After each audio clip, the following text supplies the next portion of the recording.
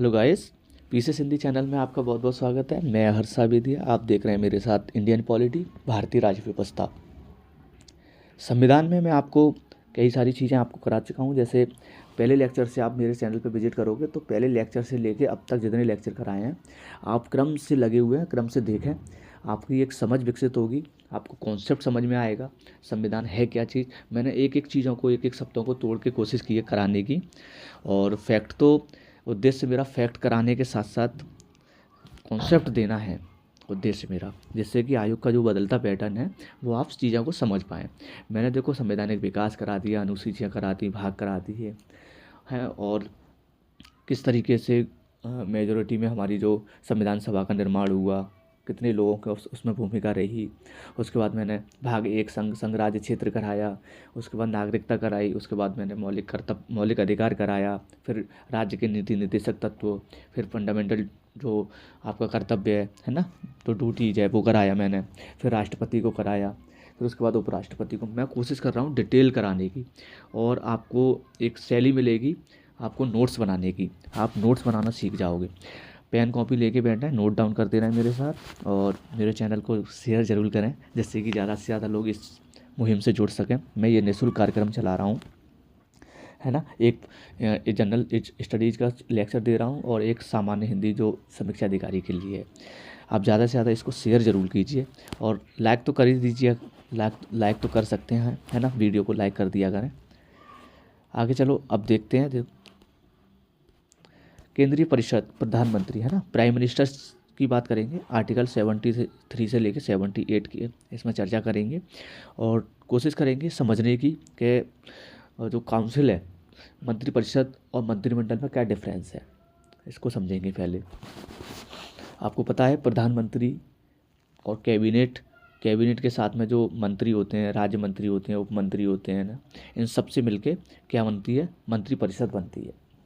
तो यही सारी चीज़ें आपको समझने की कोशिश करनी है कि जैसे बड़ी संस्था है, मंत्रिपरिषद क्या है, एक बड़ी संस्था है जिसमें सभी प्रकार के मंत्री शामिल होते हैं। अतः तीनों श्रेणियाँ, कैबिनेट मंत्री, है ना, राज्य मंत्री और उप मंत्री, इनमें शामिल होते हैं। मंत्रिमंडल शब्द का उल्लेख आर्टिकल 352 में है।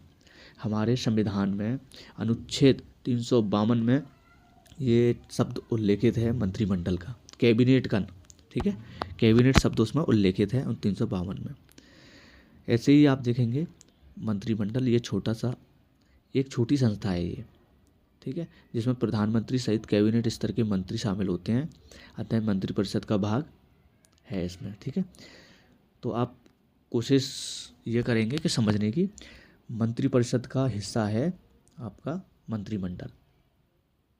ये मान लो आपका मंत्रिपरिषद है, ठीक है, कैबिनेट काउंसिल है, तो इसमें मंत्रिमंडल इसमें एक छोटा सा हिस्सा है, संस्था है। मंत्रिपरिषद को डिटेल में कैसे पढ़ेंगे हम, देखें। जैसे मंत्रिपरिषद है, कैबिनेट मंत्री, राज्य मंत्री, स्वतंत्र प्रभार और डी उप मंत्री, इन सब के बारे में डिटेल चर्चा करते हैं। कैबिनेट मंत्री कौन होते हैं? मंत्रिपरिषद में कैबिनेट मंत्री सबसे शक्तिशाली होते हैं। मंत्री किसी मंत्रालय के प्रमुख होते हैं। मंत्रिमंडल की बैठक में अधिकतर पूर्वक भाग लेते हैं, ठीक है, अधिकार पूर्वक भाग लेते हैं इसमें मंत्रिमंडल की बैठक, इनका राइट होता है ये। उसके बाद में सेकंड पार्ट राज्य मंत्री देखेंगे आप। किसी मंत्रालय के अधीन अथवा एक या एक से अधिक विभागों का प्रमुख होता है कौन? राज्य मंत्री, स्टेट मिनिस्टर। राज्य मंत्री को कैबिनेट मंत्री की सहायता के लिए नियुक्त किया जाता है।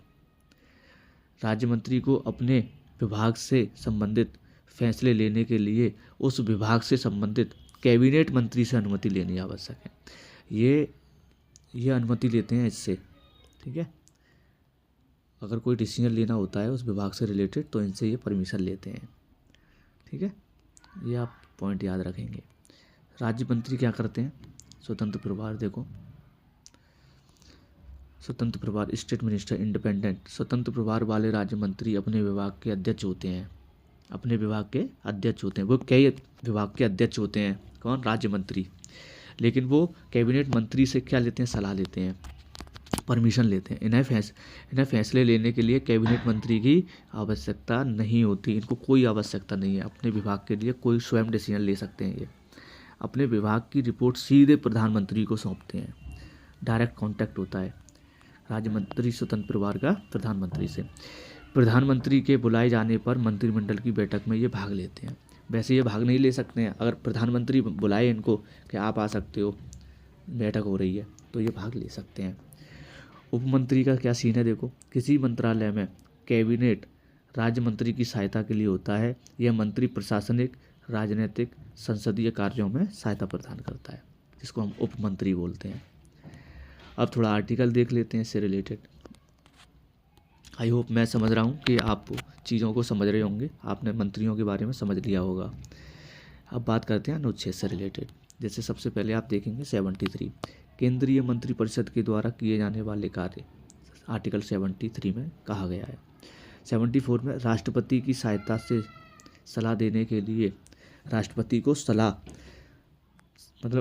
को सहायता सलाह देने के लिए एक मंत्रिपरिषद होगी, एक कैबिनेट काउंसिल होगी, जिसकी सलाह के अनुसार राष्ट्रपति कार्य करेगा। 42वें संविधान संशोधन 1976 में ये बात कही कि सलाह बाध्यकारी होगी। कैबिनेट काउंसिल की सलाह राष्ट्रपति को माननी होगी, ये बाध्यकारी है। 44वां संविधान संशोधन कहता है 1978 वाला, राष्ट्रपति सुझाव दे सकता है कैबिनेट काउंसिल को। उसके बाद में 75 क्या कह रहा है देखो। प्रधानमंत्री का उल्लेख राष्ट्रपति, आर्टिकल 75 सब क्लॉज 1 क्या कह रहा है, राष्ट्रपति बहुमत प्राप्त दल के नेता को प्रधानमंत्री नियुक्त करेंगे। पीएम की सलाह पर अन्य मंत्रियों की नियुक्ति करेगा।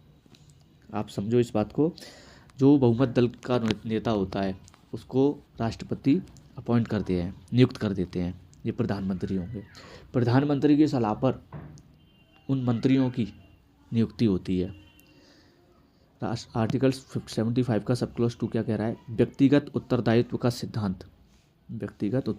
सिद्धांत। प्रत्येक मंत्री राष्ट्रपति के प्रसाद पद धारण करेगा। नियुक्ति त्यागपत्र राष्ट्रपति को ही देगा। आगे आर्टिकल 73 ये देख सकते हैं आप, सामूहिक उत्तरदायित्व का सिद्धांत। ये पर्सनल है, व्यक्तिगत है, ये सामूहिक है, ग्रुप। संघीय मंत्रिपरिषद सामूहिक रूप से लोकसभा के प्रति उत्तरदायी है। सामूहिक मंत्रिपरिषद, ठीक है। अर्थात यदि मंत्रिपरिषद के विरुद्ध अविश्वास प्रस्ताव पारित हो तो संपूर्ण मंत्रिपरिषद को त्यागपत्र देना पड़ता है। इस बात का आप ध्यान रखेंगे। 75 का 2, 75 का 1, 75 का 3, तीनों आर्टिकल मैंने आपको करा दिए। मंत्रिपरिषद का आकार देखेंगे आप। 92वें संविधान संशोधन में 2003 में मंत्रिपरिषद का जो आकार था, क्या किया, संघीय मंत्रिपरिषद एक होती है, प्रांतीय मंत्रिपरिषद। संघीय मंत्रिपरिषद में अधिकतम लोकसभा की कुल संख्या का 15% होना जरूरी है, न्यूनतम कोई सीमा नहीं। मतलब लोकसभा की कुल संख्या का 15% तो होना जरूरी है। और प्रांतीय में अधिकतम विधानसभा की कुल संख्या का 15%, न्यूनतम 12 मंत्री होना जरूरी है। आप समझ रहे होंगे आई होप। जैसे संघ की जो केंद्र की जो कैबिनेट है, कैबिनेट काउंसिल है ना, उनमें जो मंत्री होते हैं 15% तो होना अधिकतम है और न्यूनतम की कोई सीमा नहीं है इसमें। जैसे आपको पता है लोकसभा की कुल संख्या कितनी, 545, अधिकतम उसमें कम से कम 15% तक आप कैबिनेट काउंसिल मतलब मंत्री रख सकते हैं, कैबिनेट परिषद, ठीक है। ऐसे ही प्रांत में होता है, राज्य में होता है 15% तक, और न्यूनतम 12 मंत्री रख सकते हैं। क्योंकि अलग अलग राज्य में अलग अलग तरीके की सीटें हैं, आपको पता होगा विधानसभा में, तो उसी आधार पर ये रखा गया है। कुल का 15% और न्यूनतम तो 12 रख सकते हैं। अब मान के चलो जैसे गोवा है, छोटा है, उसमें 40 है मान के चलो सीटें विधानसभा की, और भी एक दो राज्य और हैं उनमें भी कम है, तो उसका कम से कम न्यूनतम 12 मंत्री तो रखेंगे विधानसभा वाले अपने काउंसिल में, कैबिनेट काउंसिल में। किसी सांसद बनने की योग्यता रखने वाले व्यक्ति को मंत्री बनाया जा सकता है। लोकसभा या राज्यसभा का सदस्य हो ठीक है, मंत्रिपरिषद के लिए शर्त है, याद रखना। मनोनीत सदस्यों को भी मंत्री बनाया जा सकता है। यदि किसी गैर सांसद व्यक्ति को मंत्री बनाया जाता है तो 6 माह के अंदर उसे संसद के किसी सदन की सदस्यता लेनी होगी। अगर वाकई में उसको मंत्री बनाना चाह रहे हैं तो उसको सदस्यता लेनी होगी। उसके बाद में आप देखेंगे ये 77 संपूर्ण कार्यपालिका से संबंधित कार्य राष्ट्रपति के नाम से संपादित किए जाते हैं। ये आर्टिकल याद रखेंगे। संपूर्ण कार्यपालिका के एग्जीक्यूटिव जो कार्य होते हैं वो सब राष्ट्रपति के नाम से संपादित किए जाते हैं। आर्टिकल 78 राष्ट्रपति द्वारा प्रधानमंत्री से कार्यपालिका से संबंधित कार्यों की सूचना प्राप्त करने का अधिकार है, राष्ट्रपति द्वारा।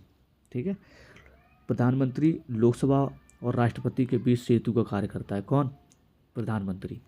ठीक है, क्योंकि प्रमुख होता है ना लोकसभा का। नोट, पीएम की मृत्यु त्यागपत्र से मंत्रिपरिषद स्वतः भंग हो जाती है। अगर प्रधानमंत्री जी खत्म हो जाएं तो स्वयं खत्म हो जाएगी या त्यागपत्र दे दें तो। उसके बाद महान्यायवादी, अटर्नी जनरल ऑफ इंडिया। इसको मैं डिटेल्स में कंपेयर करके कराऊंगा। जब जैसे राज्य का महाधिवक्ता होता है और केंद्र का जो भारत सरकार का अटॉर्नी जनरल महान्यायवादी होते हैं, मैं कंपेयर करके तुलनात्मक अध्ययन आगे और कराऊंगा मैं, लेकिन आप इसको समझ सकते हैं। यहाँ पे आर्टिकल 76 क्या अब देखेंगे। देखो, महान्यायवादी, इसको महान्याय जिसको बोलते हैं अटॉर्नी जनरल ऑफ इंडिया। जैसे आर्टिकल 76 में एजीआई की चर्चा की गई है। इसमें बोला है महान्यायवादी को भारत सरकार का प्रथम विधि अधिकार कहते हैं। नियुक्ति राष्ट्रपति द्वारा की जाती है। योग्यताएं, सर्वोच्च न्यायालय सुप्रीम कोर्ट के जज बनने की योग्यता रखता हो, है ना। कार्यकाल इसका राष्ट्रपति के प्रसाद पर्यंत कार्य करते हैं। राष्ट्रपति अगर चाहे तो कभी भी इनको हटा सकते हैं। कार्य इनका क्या है? देखो, कार्य देख सकते हैं हम। विभिन्न न्यायालयों में भारत सरकार का पक्ष प्रस्तुत करते हैं। कानूनी विषयों पर राष्ट्रपति को सलाह देना, जो कानून के विषय होते हैं, क्योंकि ये सुप्रीम कोर्ट के जज के बराबर ये वो योग्यता रखते हैं। राष्ट्रपति द्वारा सौंपे जाने पर कोई अन्य कार्य करना, अगर राष्ट्रपति कोई काम सौंप देते हैं तो उस कार्य को भी ये करते हैं। इनका वेतन देखेंगे। सुप्रीम कोर्ट न्यायालय के न्यायाधीश के वेतन के बराबर इनको क्या मिलता है? वेतन मिलता है। उसके बाद में देखेंगे नोट, महान्यायवादी को भारत के सभी न्यायालयों में सुने जाने का अधिकार है। एकमात्र अधिकारी जिसे संसद की कार्यवाही में भाग लेने का अधिकार है। संसद की कार्यवाही में सिर्फ ये भाग ले सकते हैं। संसद में वोट डालने का अधिकार नहीं है, वोट नहीं डाल सकते हैं। जब संसद में वोट डलते हैं, ठीक है, तो इनको वोट डालने का अधिकार नहीं है, लेकिन जितनी भी कार्यवाही होंगी संसद से रिलेटेड ये इसमें भाग ले सकते हैं, इनको राइट है। महान्यायवादी को संसदीय समिति का सदस्य भी नियुक्त किया जा सकता है। जो पार्लियामेंट्री काउंसिल होती है, जो कमेटी होती है, तो उसमें ये सदस्य भी चुने जा सकते हैं। तो चलो देखो, ये प्रधानमंत्री से रिलेटेड कौन कौन कब अपॉइंट हुआ, जैसे देखेंगे ये प्रधानमंत्री कार्यकाल देखेंगे, विशेषता देखेंगे। जवाहरलाल नेहरू 1952 से 64 तक। मेरी कोशिश ये है, जैसे हमने राष्ट्रपति को कराया कंप्लीट डिटेल्स में, आर्टिकल भी डिटेल्स में करा दिए, प्लस हमने राष्ट्रपति का जो क्रम था कभी कभी पूछ लेते हैं, इसलिए मैंने डाल दिया है ना। वाइस प्रेसिडेंट भी मैंने डिटेल में कराया, वाइस प्रेसिडेंट के जो क्रम था वो भी मैंने करा दिया। अब ये प्रधानमंत्री का आया है तो प्रधानमंत्री का भी मैं डिटेल में आपको इसमें दे दिया है। कंप्लीट नोट्स है मेरा, ये हैंड रिटेन नोट्स आपको कंप्लीट मिलेगा, ना तो फैक्ट छूटेगा इसमें, ना कॉन्सेप्ट छूटेगा। ये देख सकते हैं, प्रथम में सर्वाधिक लंबा कार्यकाल रहा है, ठीक है। लाल बहादुर शास्त्री देखेंगे 1964 से लेकर 66। जय जवान जय किसान नारा दिया, भारत के बाहर इनकी मृत्यु हुई थी। ताशकंद में इनकी मृत्यु हुई थी, पता होगा आपको, पाकिस्तान में मिस्री हुई है एक तरीके से। इंदिरा गांधी 1966 से 77 तक, है ना, पहली महिला प्रधानमंत्री, और इमरजेंसी इन्हीं के काल में 1975 में लगा था। मोरारजी देसाई 1977 से 79, पहले गैर कांग्रेसी पीएम, सबसे उम्र दराज मोरारजी देसाई, जिसको जनता पार्टी बोलते थे, उसके कैंडिडेट रहे। चौधरी चरण सिंह देखेंगे 1979 से 80 तक। इंदिरा गांधी देखेंगे, इनका चौधरी चरण सिंह आपको पता है राष्ट्रीय लोकदल किसान दल के नेता थे ये। इंदिरा गांधी 1980 से लेकर 84 तक। और इंदिरा गांधी जी के बाद में राजीव गांधी, उनके बेटे, जो कंप्यूटर क्रांति लेके आए, है ना, भारत में कंप्यूटर क्रांति ये लेके आए थे। वीपी सिंह 1989 से 90, चंद्रशेखर 1990 से 91, पीवी नरसिम्हा राव, मान के चलो ये जो 1 वर्ष के भी लिए बना है ना, या कार्यभाग के रूप में बनाया, मैंने यहाँ डाल दिया है उसको कि ये प्रधानमंत्री रहे, इनका कार्यकाल इतना रहा, जिससे कि आपका क्रम का एक जुड़ाव रहेगा और आप चीज़ों को समझ पाएंगे। ये एलपीजी लेके आए थे, उदारीकरण, निजीकरण और वैश्वीकरण। ये फिर उसके बाद में देखेंगे अटल बिहारी वाजपेयी 1996 से 96 तक, ये थोड़े कम 6 महीने के लिए रहे थे, सबसे कम कार्यकाल रहा था इनका। फिर एच डी देवगौड़ा जी, है ना, 1996 से 97, इंद्र कुमार गुजराल, आई के गुजराल बोलते हैं, 97 से 98 तक रहे। अटल बिहारी वाजपेयी फिर आए, कमबैक किया, 1998 से 2004 तक रहे।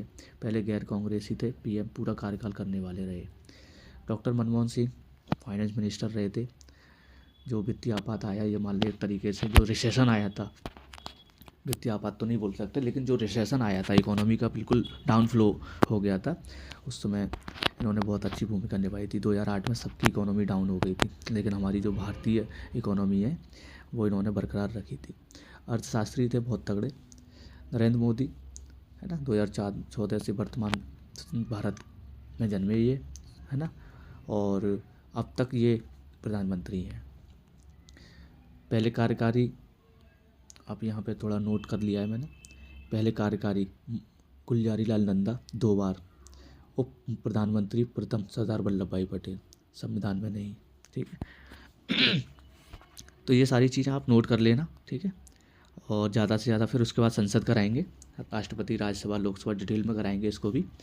चलो, इसको आप ज़्यादा से ज़्यादा लोगों तक शेयर किए, लाइक तो कर ही दीजिए, लाइक तो कर सकते हैं हमारी वीडियो को, है ना, सजेस्ट करके हमें वीडियो को के माध्यम से बता सकते हैं कि हमें क्या और करना चाहिए, ठीक है। आज इसको यहीं तक रखते हैं। Thank you.